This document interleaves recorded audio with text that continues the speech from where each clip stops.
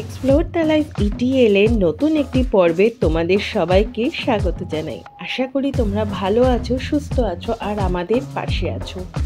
আমরা চলে এসেছি আমাদের আন্দামানের শেষ পর্ব নিয়ে। আশা করি প্রত্যেকটা পর্ব তোমাদের ভালো লেগেছে, আর ভালো লাগলে অবশ্যই আমাদের কমেন্ট করে জানাও। তোমাদের লাইক, কমেন্ট, সাবস্ক্রিপশন আমাদের সামনের দিকে এগিয়ে যেতে উদ্বুদ্ধ করে। দারুণ একটি ভ্রমণ অভিজ্ঞতা নিয়ে ফিরলাম আমরা আন্দামান থেকে, আর সেই মুহূর্তগুলো ভাগ করে নিলাম তোমাদের সাথে। তার সাথে রইল প্রচুর ইনফরমেশন। তাহলে আর বেশি কথা না বলে শুরু করা যাক আজকের ব্লগ।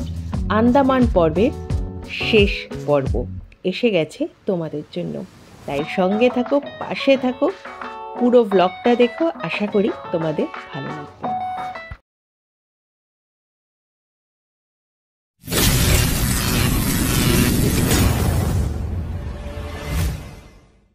শেষ পর্বে দেখিয়েছিলাম আমরা চলে এসেছি নেল আইল্যান্ডে।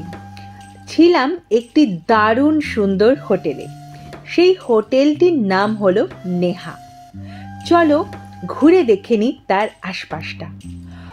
আমরা যতগুলো হোটেলে নাইট স্টে করেছি তার মধ্যে এই লাস্টের নেল আইল্যান্ডের হোটেলটাই ছিল অসাধারণ। মানে সবকটাই ভালো ছিল, তার মধ্যে এইটা কিন্তু আমার লেগেছে বেস্ট। চারিদিকে রয়েছে প্রচুর ফুল, ফল, সবজির গাছ, আর সেগুলো কিন্তু বেশ দারুণ ফল ফুলে ভরে রয়েছে। আশপাশের প্রাকৃতিক সৌন্দর্যটাও খুবই ভালো। আর রুম তো তোমাদের দেখিয়েই দিয়েছিলাম, ছিল নিট অ্যান্ড ক্লিন, একদম আমাদের মনের মতো। এখানে কিন্তু যেমন রয়েছে কটেজ, তেমন রয়েছে হোটেল টাইপেরও রুম, কিন্তু আমরা নাইট স্টে করে নিয়েছিলাম কটেজে। সেই এক্সপিরিয়েন্সটাও ছিল কিন্তু অসাধারণ। তোমরা যদি নেহা প্যালেসে নাইট স্টে করতে চাও, এই হোটেলের নাম্বার দেয়া রইল ডেসক্রিপশন বক্সে।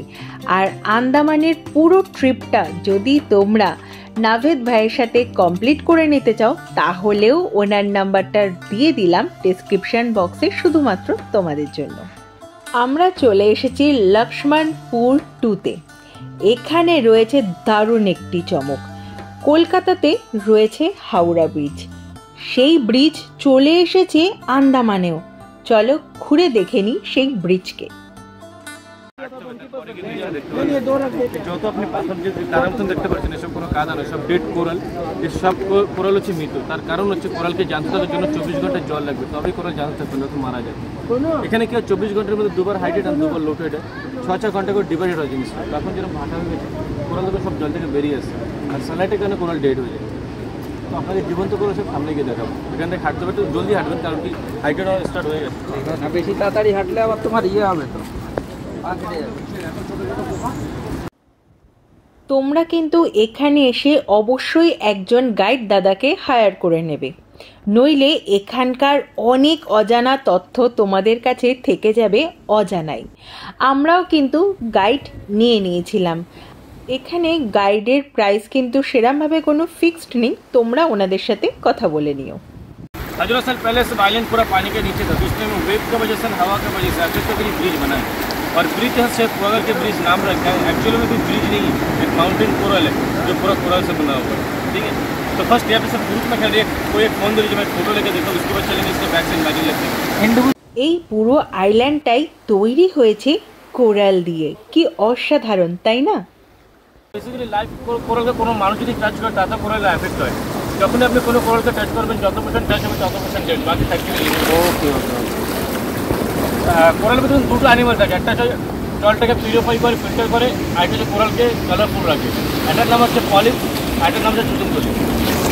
দুটো মেয়ে কোরাল ইয়েটাকে প্রোটেক্ট করে রাখে। दूसरे वाला का नाम क्या है? চুতুমতলি। চুতুমতলি।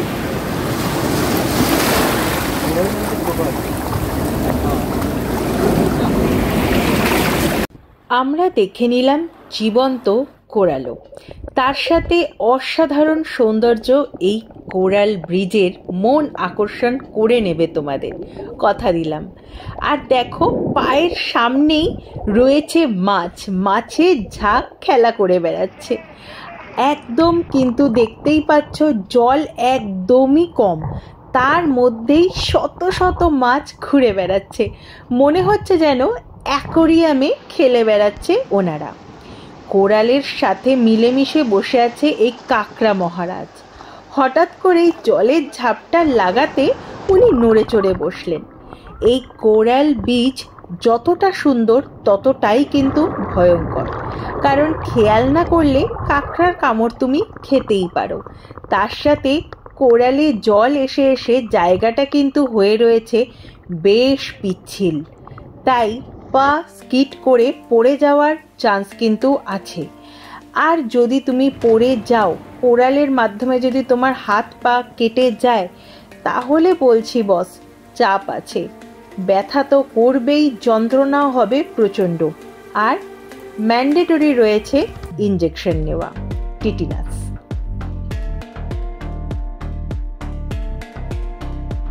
আশপাশের সৌন্দর্য ছিল অতুলনীয়।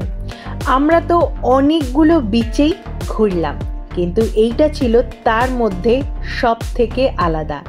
আর এই হচ্ছে সেই বিচ। এইটি কিন্তু সম্পূর্ণ তৈরি হয়েছে কোরালের মাধ্যমে। কি আশ্চর্য না, মানে কত কোরাল যে রয়েছে এখানে সেইটা কিন্তু বর্ণনা করে বলতে পারবো না। আর এই কোরালের জন্যই কিন্তু রয়েছে এই জল এত পরিষ্কার, নিট অ্যান্ড ক্লিন। দেখতে পাচ্ছ ওনারা সেই কোরাল ব্রিজের উপরে উঠে পড়েছে জাস্ট সেলফি তোলার জন্য। উফ, সাহস বলিহারি। আমাদের হাওড়া ব্রিজ তৈরি করেছিল ইংরেজরা, অর্থাৎ হাওড়া ব্রিজ হলো ম্যানমেড, কিন্তু এই ব্রিজটি হলো একদম ন্যাচারাল ব্রিজ, তৈরি হয়েছে আপনে আপ কোরালের মাধ্যমে। প্রকৃতির কি আশ্চর্য মায়া, তাই না?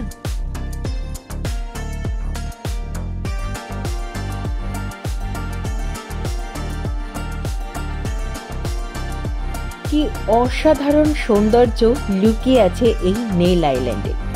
অবশ্য এটির নাম এখন বদলে হয়ে গেছে শহীদ দ্বীপ। সেই নামটিও কিন্তু সত্যিই অসাধারণ, কারণ এখানে পা পিছলে একবার পড়ে হাত পা কাটলে শহীদ কিন্তু তুমি আপনে আপ হয়ে যাবে ব্যথার কারণে।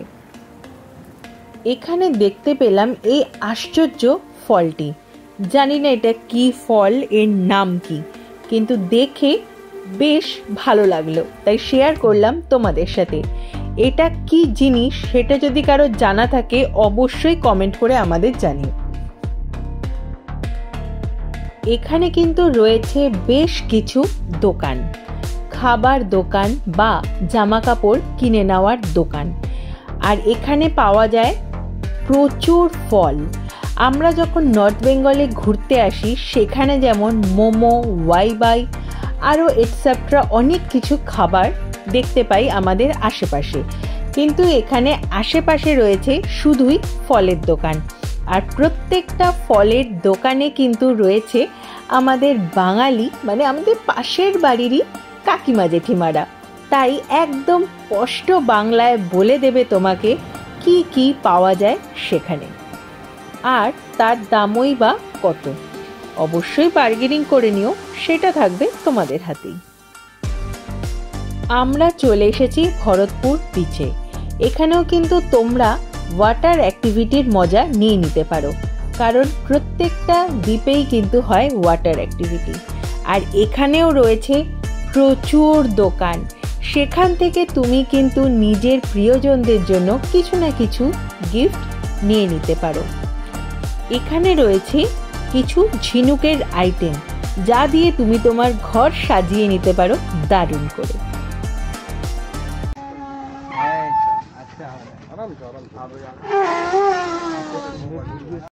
আজ আমাদের আন্দামানের শেষ দিন, তাই সাগরে গা ভিজাবো না, তাই কি হতে পারে? কখনো হতে পারে না। চলো তোমাদের সাথে এখন শেয়ার করে নিই জলকেলির কিছু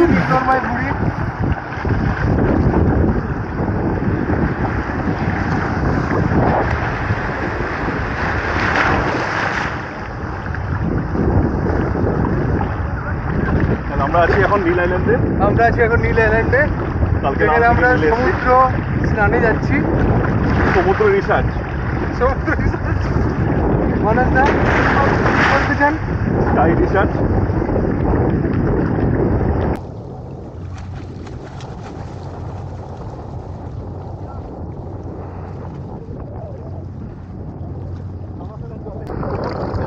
হ্যাঁ সব ঠিক আছে, এভরিথিং ইজ রাইট।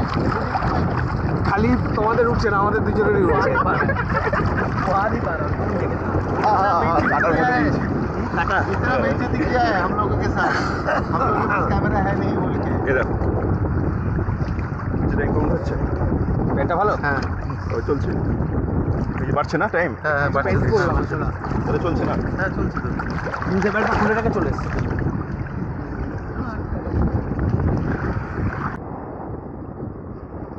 1 2 3 स्टार्ट।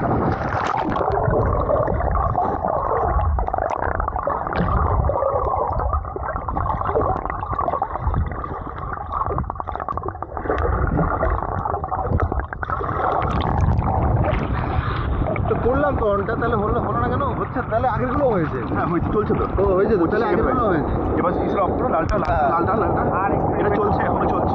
চলছে, হ্যাঁ হয়ে গেছে। তাহলে সাগরের সামনে থাকবো আর গা ভেজাবো না, তাই কি হতে পারে? প্রথম 3-4টে দিন খুব কষ্ট করেই কিন্তু নিজেকে কন্ট্রোল করে নেওয়া হয়েছে, পরের দিকে আর সম্ভব হলো না, তাই নেমে পড়লাম জলকেলি করতে। সেই মুহূর্তগুলো রইল তোমাদের জন্য। জানি না তোমাদের কতটা ভালো লাগলো, কিন্তু আন্দামান ভ্রমণের এটা ছিল আমাদের কাছে সব থেকে সেরা মুহূর্ত বা সেরা সময়। আর দেখতেই পাচ্ছ একটি জীবন্ত হনুকে, তিনি দোল খেয়ে বেড়াচ্ছেন গাছের ডালে। বাহ, দারুণ মুহূর্ত ক্যাপচার করলাম আমাদের ক্যামেরায়। আশপাশে দেখতেই পাচ্ছ সবাই বসে গল্প করছে, আবার কেউ কেউ করছে জলকেলি।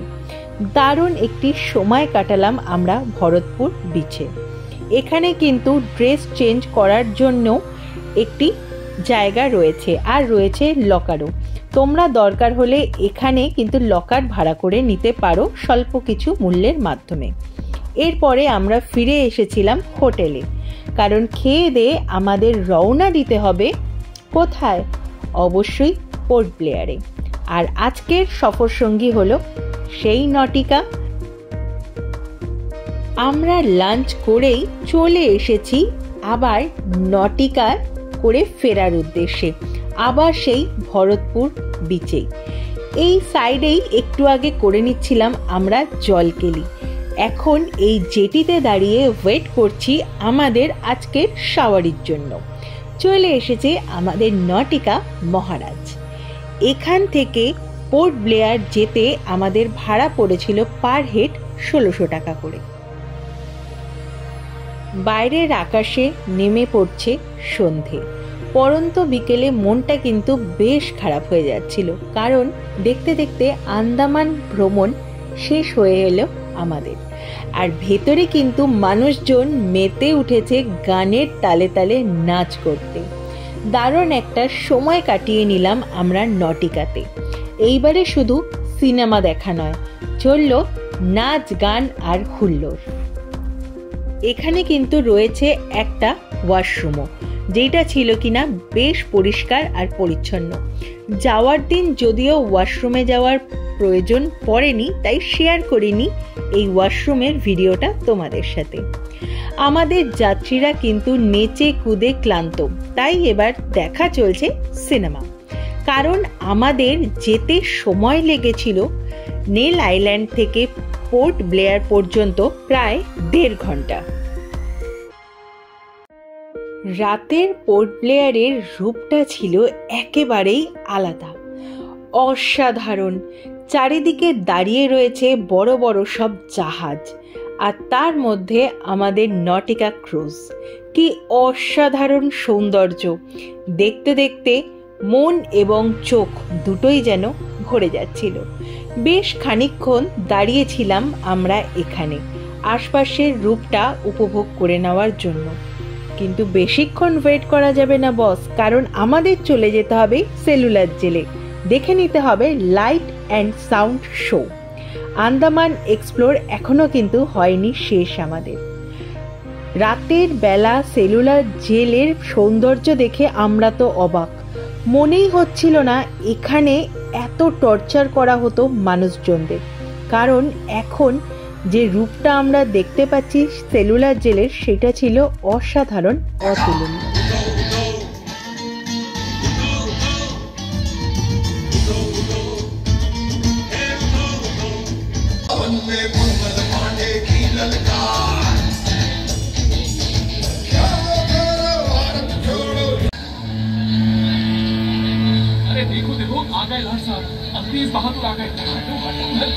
मिस्टर बेल, मैं सोचता हूँ कि इस खूबसूरती के बीच रहने के लिए प्रिजनर होना भी मैं एक्सेप्ट कर लेता। Yes, indeed. Just look how beautiful this place is. ये नतीजे के तौर पर सन 1896 में पोर्ट ब्लेयर की खौफनाक सेलुलर जेल का काम चीफ कमिश्नर केविन और इंजीनियर मैक्विन की निगरानी में शुरू हुआ। यूरेनस मैक्विन, आपकी जांच पूरी हो गई? यस सर, हमने पूरा टापू का मुआयना कर लिया है। तो आपके हिसाब से जेल कहाँ बनेगी? मेरा राय भी जेल इसी जगह बने तो अच्छा रहेगा सर। इस पहाड़ी पर? यस सर, हम इस पहाड़ी को ईस्ट का तरफ ऊपर से काटकर समुद्र से 60 फीट की ऊंचाई पर मैदान बना देगा। इससे दो फायदा होगा, जेल के लिए जगह निकलेगा और पहाड़ी काटने से जो मिट्टी निकलेगा उससे हम नीचे का दलदल को भरकर ऑफिसर्स के लिए टेनिस एंड क्रिकेट खेलने का मैदान, इवन जिमखाना क्लब भी बना सकता सर। तय हुआ कि 5 लाख रुपए की लागत से पोर्ट ब्लेयर की इस पहाड़ी पर जेल बनेगा। फॉरेन कारीगरों के अलावा 600 कैदियों को काम पर लगा दिया गया। इस जेल में एक वक्त में 700 कैदियों को बंद रखा जा सकता था। योजना के अनुसार जेल के बीचों बीच एक मीनार बनाई जानी थी, जिसकी 7 दिशाओं में 7 खंड किसी सितारे की भुजाओं की तरह निकले होंगे। हर खंड में 3 मंजिलें बनाई जानी थी।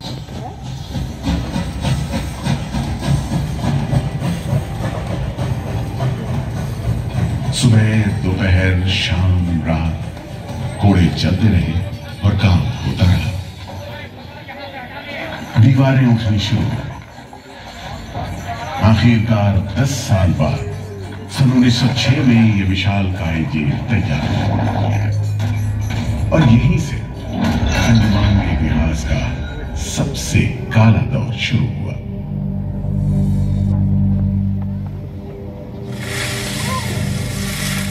हाँ, सच कहते हो। आज भी उस दौर को याद करके झुरझुरी सी हो जाती है। मैं पुराना पीपल का पेड़ जेल खाना बनने के इस लंबे अरसे में हर रोज अपनी जान की खैर मनाता रहा, क्योंकि इस पहाड़ी पर उगे हुए घने जंगल साफ करने के दौरान बहुत से लोग थे जिनका ख्याल था कि मुझे भी और पेड़ों की तरह काट गिराया जाना चाहिए, लेकिन मैं बचने। जी हुजूर। नया कैदी लोग आया? जी सरकार, सभी लाइन से खड़े हैं। ठीक है, सुनो, इनसे कह दो कि इस जगह पर हम शेर को पालतू बनाता है। तुम जेल का दीवार देखता है, जानता है इसको इतना नीचे क्यों बनाया? इधर से कोई भागने को नहीं सकता। यह सब तरफ 1000 माइल्स तक पानी है और ऊपर खुदा है, और तुम हमको देखता है? हम इधर का खुदा है, डेविड बेरी। Get it?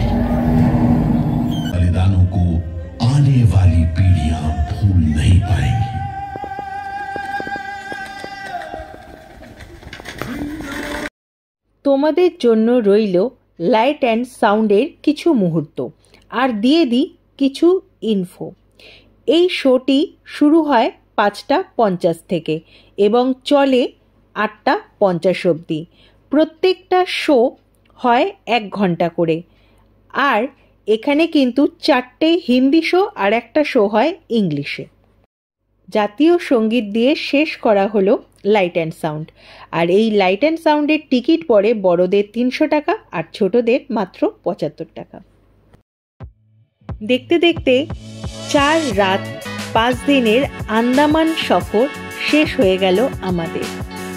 সময় কেটে গেল চোখের নিমেষে। মনে হলো এই যেন সফর শুরু হলো আর এই মাত্রই যেন শেষ হয়ে গেল। যেন একটা ছোট্ট স্বপ্ন দেখে নিলাম আমরা। একটা অসাধারণ মুহূর্ত কাটিয়ে ফিরে চললাম নিজেদের বাড়ির উদ্দেশ্যে। আজ কিন্তু আকাশের মেঘ ভার, যখন তখন শুরু হয়ে যাবে বৃষ্টি। ভেবেছিলাম হয়তো ঘুরতে ঘুরতেই নেমে পড়বে কোথাও একটা বৃষ্টি, মাটি হয়ে যেতে পারে আমাদের ঘোড়া। কিন্তু কিছুই হয়নি, দারুণ করে ঘুরে নিয়েছি আমরা। সেই মুহূর্ত অবশ্যই শেয়ার করেছি তোমাদের সাথে। কিন্তু যাবার দিন মেঘারানীও কেঁদে ফেলল, বিদায় জানালো আমাদের চোখের জল ফেলে। আমরাও ভগবানের নাম করে উঠে পড়লাম ফ্লাইটে। আমাদের ফ্লাইটের ফেরার টিকিট পড়েছিল 7,500 টাকা, আর এর সাথেও কিন্তু ইনক্লুড ছিল ব্রেকফাস্ট। আকাশের আজ মুখ ভার, তাই ভগবানকে বললাম, ভগবান সাবধানে পৌঁছে দিও, কারণ ওয়েট করে রয়েছে আমার বন্ধুরা এবং আমার বাড়ির মানুষজন। খুব ভালোভাবেই আমরা ল্যান্ড করে গেছিলাম, সেটা তো তোমরা বুঝতেই পারছো। আর আমাদের ঘোরার প্রত্যেকটা মুহূর্ত শেয়ার করে নিলাম তোমাদের সাথে। আমাদের আন্দামান ভ্রমণ তোমাদের কেমন লাগলো সেটা কিন্তু জানাতে ভুলো না। আমাদের ব্লগটা যদি তোমাদের ভালো লেগে থাকে অবশ্যই লাইক, কমেন্ট, শেয়ার করো, সাবস্ক্রাইব করো আমাদের চ্যানেল এক্সপ্লোর দ্য লাইফ ইটিএলকে। আমি তোমাদের বন্ধু রিয়া, সঙ্গে আছি বন্ধু সঞ্জিত। তাহলে আজকের ব্লগটা এখানেই শেষ করছি। তোমরা অবশ্যই বেল বাটন প্রেস করো পরবর্তী ব্লগের নোটিফিকেশন ঝটপট পাওয়ার জন্য। আর বিশেষ কিছুই বলার নেই, শুধু বলবো সঙ্গে থাকো, পাশে থাকো, এক্সপ্লোর করতে থাকো। তোমাদের একটা সাবস্ক্রিপশন আমাদের এগিয়ে চলতে সাহায্য করে সামনের দিকে। সাবস্ক্রাইব করতে চ্যানেলটাকে ভুলো না, কারণ সাবস্ক্রাইব করতে কিন্তু কোনো টাকা লাগে না, শুধু বন্ধু হিসাবে পাশে দাঁড়াতে লাগে। আর নতুন করে কিছু বলার নেই, প্রচুর ইনফরমেশন দেওয়ার চেষ্টা করলাম তোমাদের।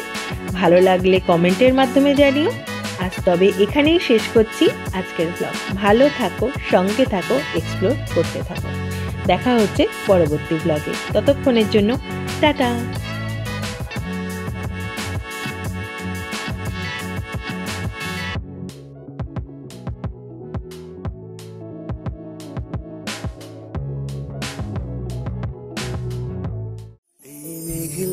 দিনে একলা ঘরে থাকে না তো মন, কাছে যাব কবে পাবো ওগো তোমার নিমন্ত্রণ।